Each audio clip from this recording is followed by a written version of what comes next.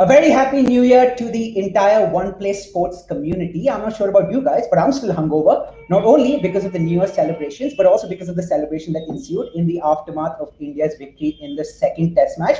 But drunk, sober, or hungover, here we are with another episode of Cricket Pundits in the company of two individuals who are always in high spirits, Mandira Lalwani and Ayaz Memon. Mandira, Ayaz, good to see you again. Thank you very Thanks, much. Anubhav. Good to see Really you happy. too. You got a new look, I see, Likewise. for the new year. Yeah. I'll use the terrible cliche New Year, New Me. We'll kick things off with Mandira. Mandira, going by the wide and beautiful smile on your face, I'm guessing you're still buzzing from India's victory in the second test match.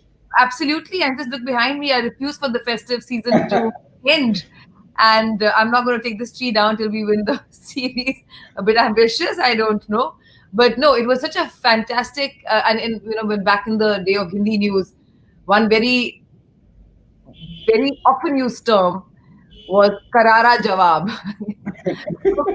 Team Australia ने team India ने Australia को करारा जवाब दिया उस शिकस्त के साथ, because that was the time when Virat Kohli was going back, we were plagued with injury, Rohit Sharma still hadn't joined the ranks, bundled out all out for 36, it just could not get lower than that, and everybody was really quick to write India off, and understandably so. So I think the win was just so emphatic on so many points and came when it was so desperately needed. And came despite Virat Kohli's absence, which was also quite an important point that Ajinkya Rahane proved, silencing his critics with his performance, of course. And so many talking points on that, which I'm sure we'll dwell upon. But that victory was very, very welcome and a perfect way to end the dreaded 2020. And speaking of Karara Jawab, I asked, tell me something. Tell me about the character that the team showed, because as Mandira said, after that 36 all-out debacle that took place, you didn't quite expect India to actually dig themselves out of the hole in the emphatic manner in which they actually did, and they didn't just end up winning the test match, by the barest of margins. They won at a canter. So talk to us about the nature of the victory.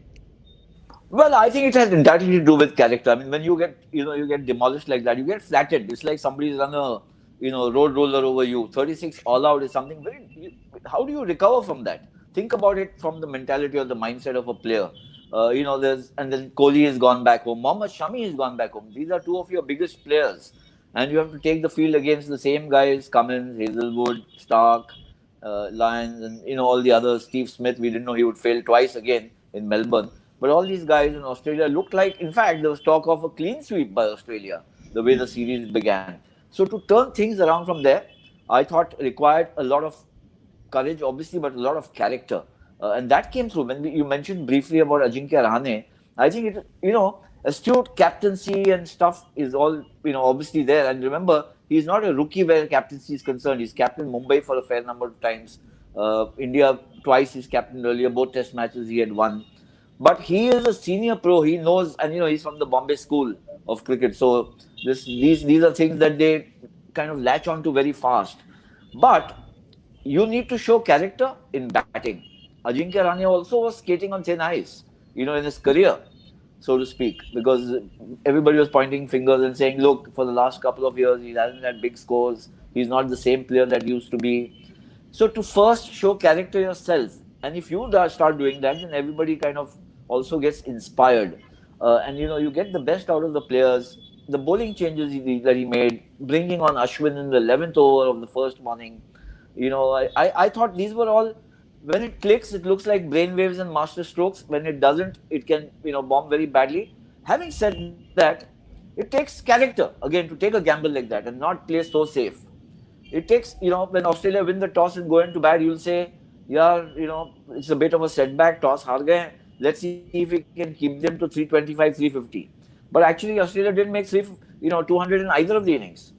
Now, that requires a certain, way of going about your business, which I thought was absolutely stellar. And then not restricting it to Ajinkya Rahane. I think the character of the team came out in saying, hey, we may have lost the last test badly. Everybody is heaping scorn on us, but we still have it in us to beat this Australian team on their own turf.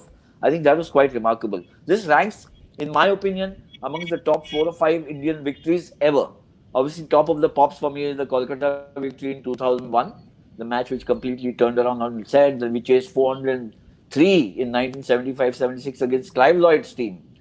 Then we have beaten England T21 at the Oval, Chandrasekhar taking 6 for 38. First time ever to win a series in England.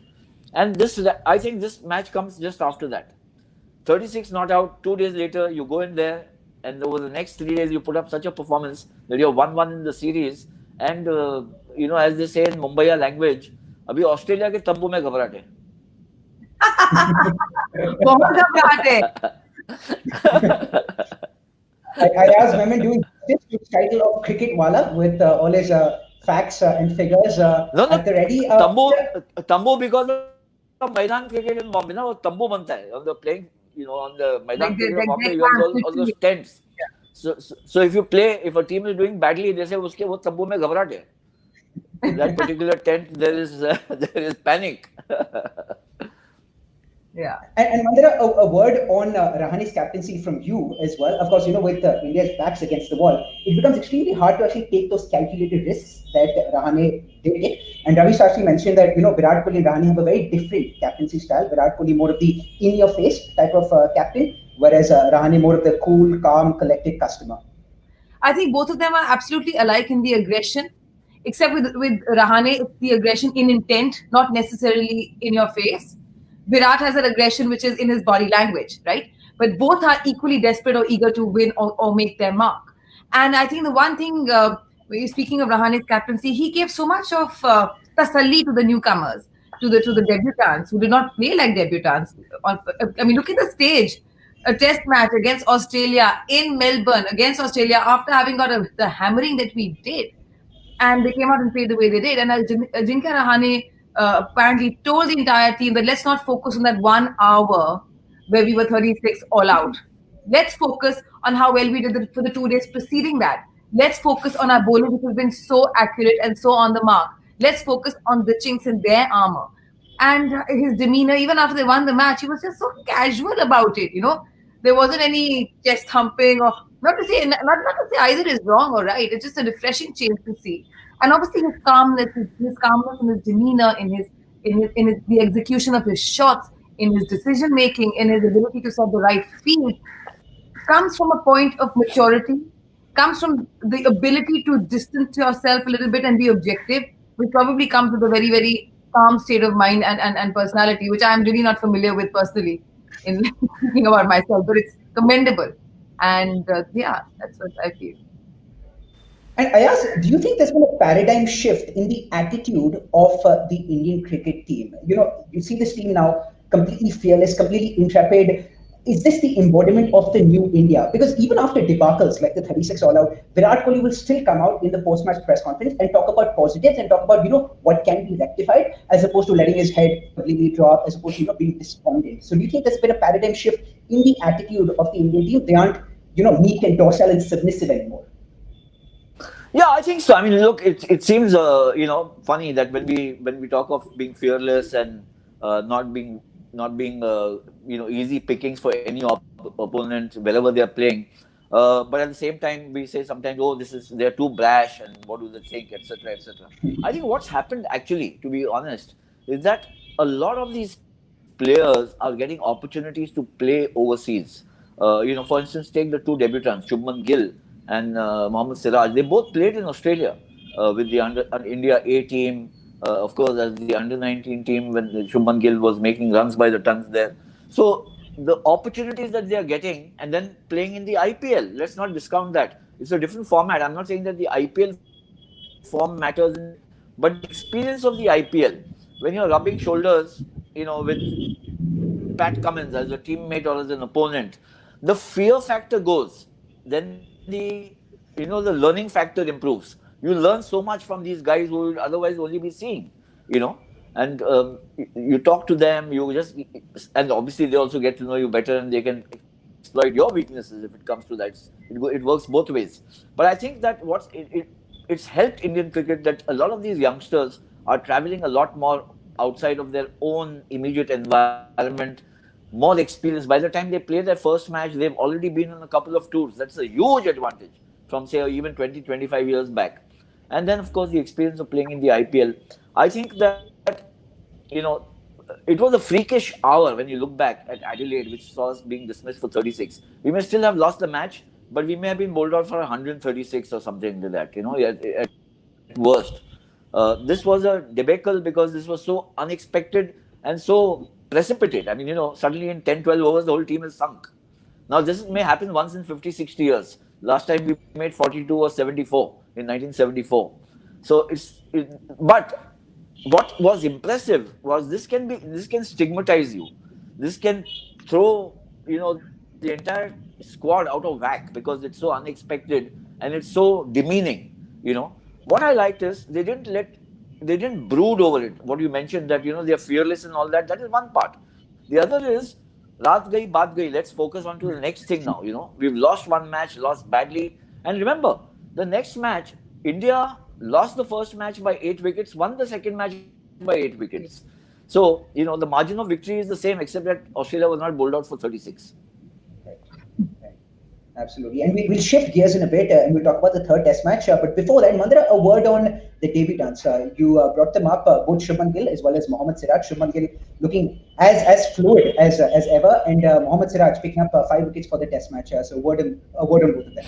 I mean, you said it all. They don't play like debutants, and as Ayaz said, they've had plenty of experience, right? The exposure, though what's different now as opposed to earlier, is that the exposure these youngsters get, and they both have come fresh off the IPL and having had decent playing time there compared to what the whole world has gone through with COVID and all of that. So I think there's definitely a maturity of mind. There's definitely, like Ayaz said, and like you also mentioned, the fact that the attitude of the players was they were able to switch off from that terrible disaster and go into full-on match winning mode and attack and literally go back to work the next day as though the previous day hadn't happened. That switch, the ability to mentally be able to switch on and off, takes a lot. And any professional sports person will tell you that, right? Years of conditioning or therapy or the ability to strengthen yourself mentally, which the team seems to have reached that level now. And it's very heartening to see that this mental strengthening is happening at such a young level for the debutants as well, because they have come into a very high pressure match with so many expectations on them. Yes, they could not have gone lower than that because we're in no hurry to beat that record that was set in Adelaide.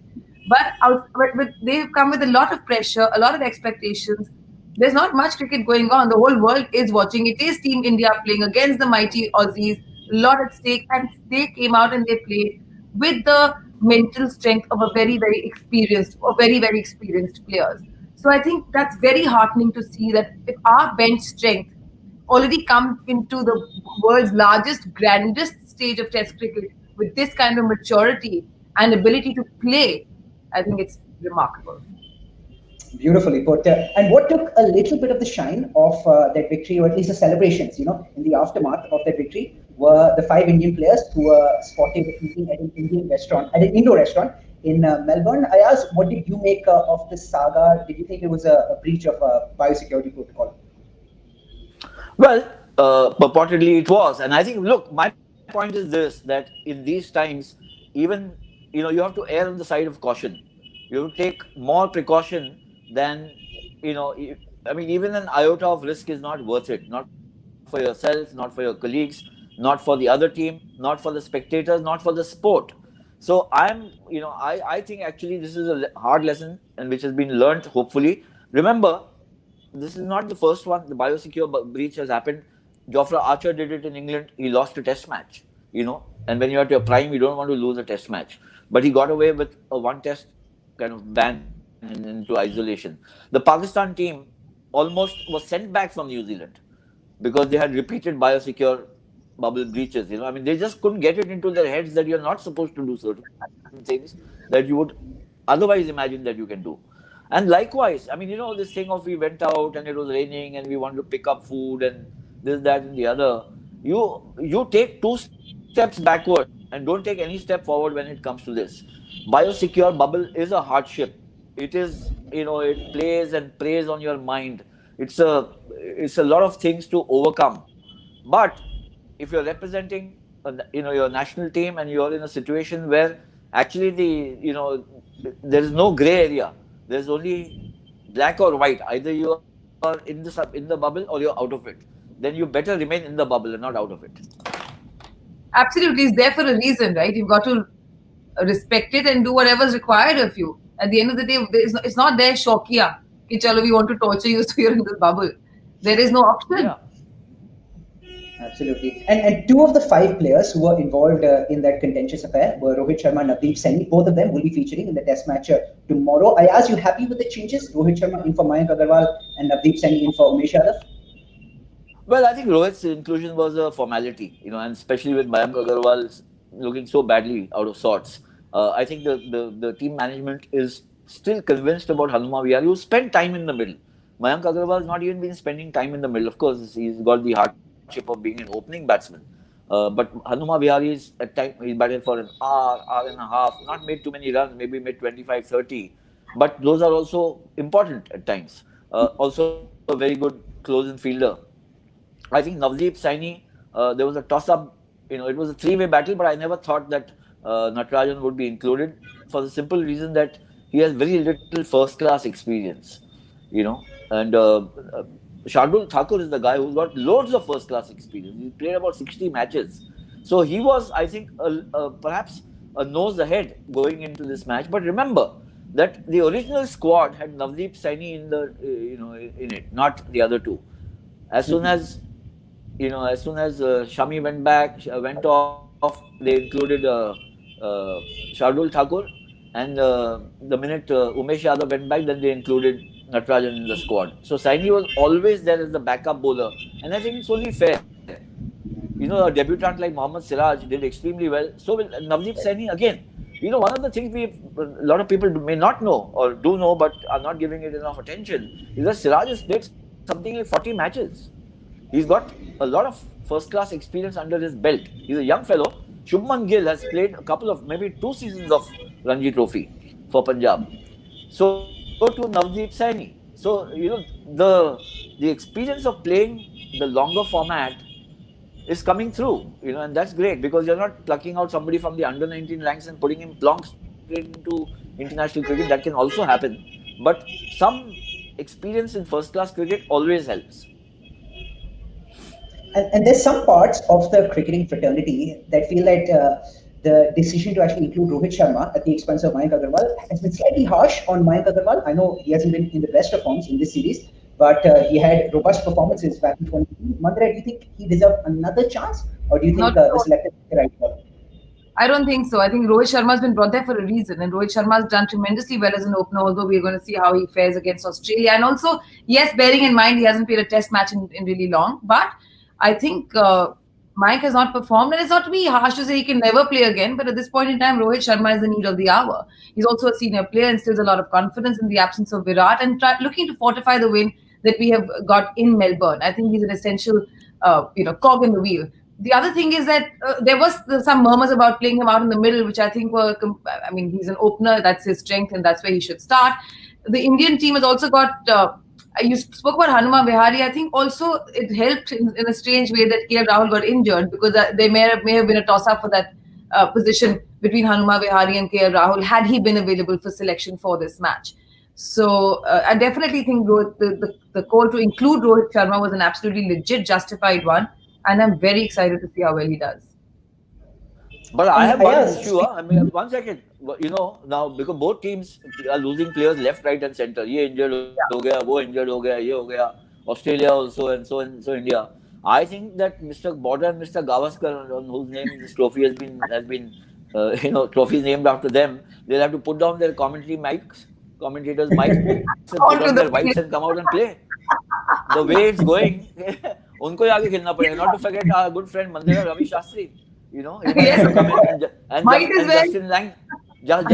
Justin Langer also. ठीक है. But the other thing is, like, Australia's desperation is pretty clear too, right? Like, their batting is not firing. At the end of the day, they're getting David Warner back, who's 70 or 80% fit. He's not happy about it. Yes, the whole world is waiting to see how Pukowski does. I always have a stumble on his name. But again, it's like for that, Mandira, what you're saying is right. For that, one person deserves credit, and that is not Rahane, it's not Bumrah, it's R. Ashwin. Yes, he has just spun a web around Steve Smith and Manas Labuschagne. These two run machines, one senior, one junior, they just, they can't read him. They don't know what the hell to do with him, and he just out-thought them. And it's been just marvelous watching him bowl because, he's also been under some scrutiny and flack, Ashwin, because he's not been as successful overseas as he has been on Indian pitches, which is natural because that's where he's, kind of been born and brought up on Indian pitches. But here he's bowling like a master. And the better the batsman or the more renowned the batsman, his bowling gets even craftier. So unless Steve Smith has either studied him very well or played very hard, to survive against Ashwin, I think this has been the tilt in balance, in the second test match, certainly. Because Ashwin just didn't allow Steve Smith, to get into all his mannerisms and rituals. He was just, you see his eyes popping out. He doesn't know how to read him. Absolutely. In fact, when Steve Smith was at the non-striker's end, he was often seen shadow batting, and visualizing playing Ashwin. That's how Ashwin actually bamboozled Steve Smith. You spoke about Sunny Gavaskar. I saw this video recently of Sunny Gavaskar dissecting Mayank Agarwal's technique and actually comparing his technique now to what his technique was in 2018. And of course, there's been a drastic change in his technique. What do you make of the change that he's made? And do you think the change is probably the biggest chink in his armor right now, or perhaps the reason behind his different form? No, I think it's just not enough for first-class cricket. What Sunny Gavaskar says is absolutely right. I mean, your backlift has gone very high, or a little higher, maybe coming from second slip, because in IPL, in T20 cricket, you can't waste a single ball. So you need that little extra momentum to play, powerful shots or lofted shots, etc. Now, if your technique is stuck in that, in the test matches also, because these are very nuanced, very intricate adjustments that have to be made. And I'm happy that Sunil has raised this, because if Mayank Agarwal, who I actually fancy very highly as a cricketer, because I've watched him for the last 7, 8, 9 years. I've covered some of his first-class matches in Karnataka and wherever else he's played doing commentary, and he's absolutely marvelous. Look at his first-class record, is fantastic. But on the same pitches where in 2018 he clicked, he's not working out well. It's not working out well for him today. So obviously there's something happening. That little, if you're 6 inches higher in your backlift, you are that much slower in coming down to meet the ball. And that could make a difference. If your bat is coming from second slip, not from right behind you, that could make a difference where you meet the ball. Your ball could meet the edge and not the middle. So these are things. It's not an absolute failure of technique. These are minor things. We all fall into bad habits, And I think what Gavaskar is trying to highlight is, this is a bad habit. He needs to come out of it fast, because he's a high quality batsman. Absolutely. And it's go on, Mandira. I'm saying, I'm sure he will. There's so much guidance, there's so many, and thanks to television exposure and so much of interaction between the retired players, legends, there's so much of genuine feedback and interaction that it'll only be a matter of time before he fixes, that part of his technique. Absolutely. And we spoke about Steve Smith. As an Indian fan, I'm just hoping that he doesn't end up doing what Tendulkar did in 2003, failed during the first 3 test matches and ended up scoring a 241 not out at the SCG in the 4th test match. Mandira, it's shaping up to be an enthralling series. It's 1 apiece right now. Going into the 3rd test match, of course, you have David Warner back, Will Pukovski playing for Australia as well. Virat Kohli still out. 50-50 as things stand, 60-40 India, 60-40 Australia. What do you reckon? The tricky part here is Sydney, according to me. We haven't had much luck in Sydney. Although, Sydney's been completely enveloped in COVID drama and all of that. However, the curator of the pitch has said it's going to be green tracks, all of that. Traditionally, it's known to be favorable to spin, but obviously they will not make a spin-friendly track, with India coming in. But statistically, also, if I'm not mistaken, we've only won there once. And last time when we played and we sealed the series, we could not make the win even by a larger margin, because it was a draw. So I think Sydney has been a bit of a jinx for India to overcome, and I'm hoping that we can overcome this too and make this series even more historically important for Indian cricket. But that apart, I think very, very evenly poised. I think, like Ayaz said, Australia के तंबू में घबराहट तो है, there's no doubting that. So yeah, that's what I feel. Brilliant. Ayaz, what do you reckon? How do you think the series is poised currently? So I think it's tantalizingly poised. I mean, there's no doubt. And these are two evenly matched teams with the bowling attacks of both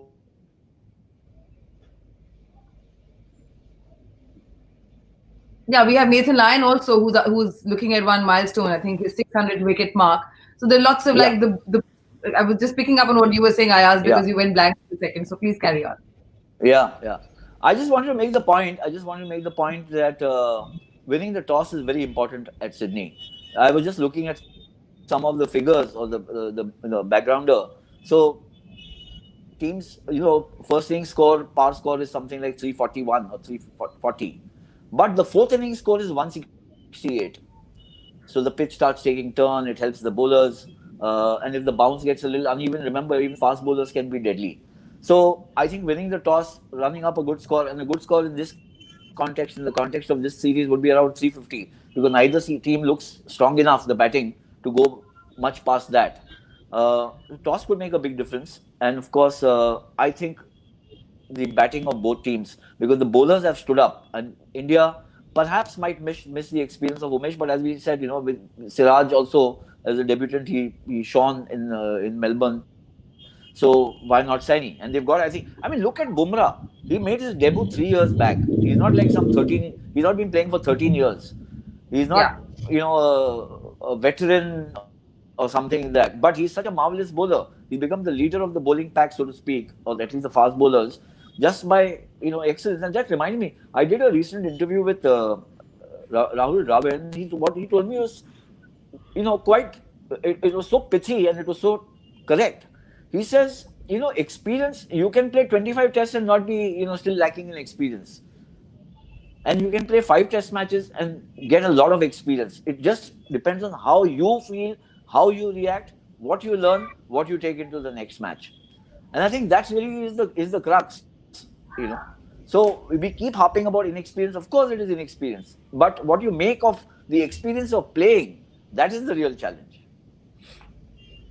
Absolutely. There's a sporting cliche, if you're good enough, you're old enough, they say. So I think we paused as Mandira and Ayaz summed up. Make sure you set your alarms for 5 o'clock Indian Standard Time tomorrow morning. I've set mine. Ayaz Mehman and Mandira Lalwani do not need to set theirs because they wake up automatically. Such is their love for cricket, even when sleeping. The team about cricket. Thank you so much for having joined us for another episode of Cricket Pundits. And we look forward to your company very soon on our networks. Until next time, stay safe, take care, and cheers. Thank you. Thank you.